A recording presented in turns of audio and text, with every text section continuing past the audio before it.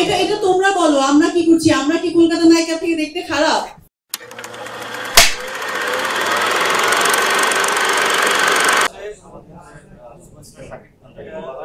তিনি রিসেন্ট যে সিনেমাগুলো করছেন সব মানে দেশীয় নায়িকা না, বাহিরের নায়িকা নিয়ে করছেন। আপনারা কি করছেন? এটা এটা তোমরা বলো, আমরা কি করছি? আমরা কি কলকাতা নায়িকা থেকে দেখতে খারাপ? আমার মনে ওদের সঙ্গে আমাদেরকে প্রেজেন্ট করলে আমাদেরকে আরো বেটার মনে হবে। সবাই কারণ ছোট করছি না, বাট বাংলাদেশের নায়িকারা অনেক সুন্দর। I believe that. হ্যাঁ, এটা তো আপনাদের ব্যাপার, আপনারা সেটা এই জিনিসটা লেখালেখি করেন, তাই না? আপনাদের কি মনে হয় আপনাদের দেশের নায়িকারা কেমন দেখতে? অনেক সুন্দর। Thank you.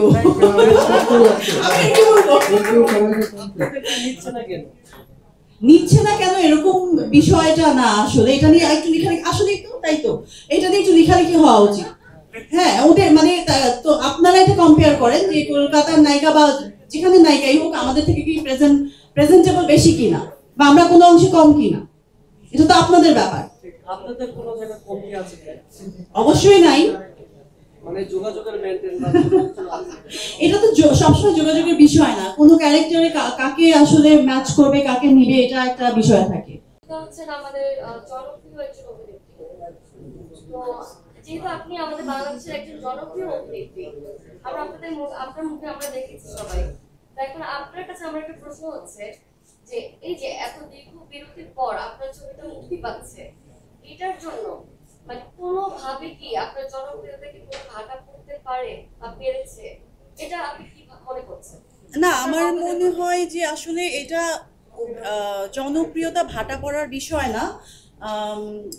একটা গ্যাপ আসলে নিতে হয় একটা সময় পর, নিজের কিছু ইমপ্রুভমেন্ট দরকার আছে, এবং একই টাইপের ক্যারেক্টার যদি আমি বারবার করে যাই এবং একই স্ক্রিপ্ট আসে, একই গল্প আসে ওই টাইপের, সো আমি আসলে তখন কোয়ান্টিটি প্রেফার করি না, কোয়ালিটি প্রেফার করি, এবং মানুষকে আমি বারবার একইভাবে প্রেজেন্ট হয়ে সামনে আসবো এবং বোর করে ফেলবো, এটাতে আমি বিশ্বাসী না।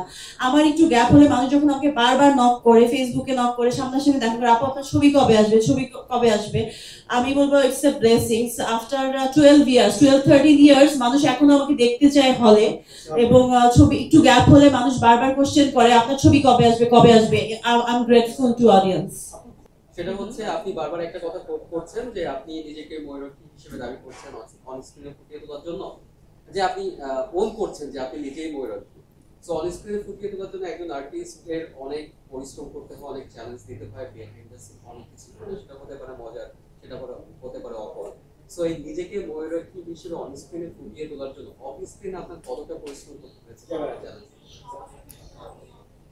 প্রচুর পরিশ্রম করতে হয়। এটার পেছনে যে মেকআপ গেটআপ নিয়ে টিপটপ হয়ে বসে আছি একেবারে, হ্যাঁ, নায়িকার তো কোনো কাজ নেই, শুধু মেকআপ নিয়ে বসে থাকা এবং সুন্দর হয়ে সেজেগুজে থাকা। এটার পেছনে যে কতটা হার্ডওয়ার্ক আছে এবং নিজেকে মেনটেন করে ধরে রাখা এবং এক একটা ক্যারেক্টার থেকে আরেকটা ক্যারেক্টারে শিফট করা, এটা অনেক কষ্টের ব্যাপার, অনেক সাধনার ব্যাপার। আমি বলবো ইন্ডাস্ট্রিতে আমরা সবাই যারা কাজ করি, পেশেন্স হার্ডওয়ার্ক ছাড়া কোনো জায়গা নেই, এখানে কোনো শর্টকাট নাই আসলে।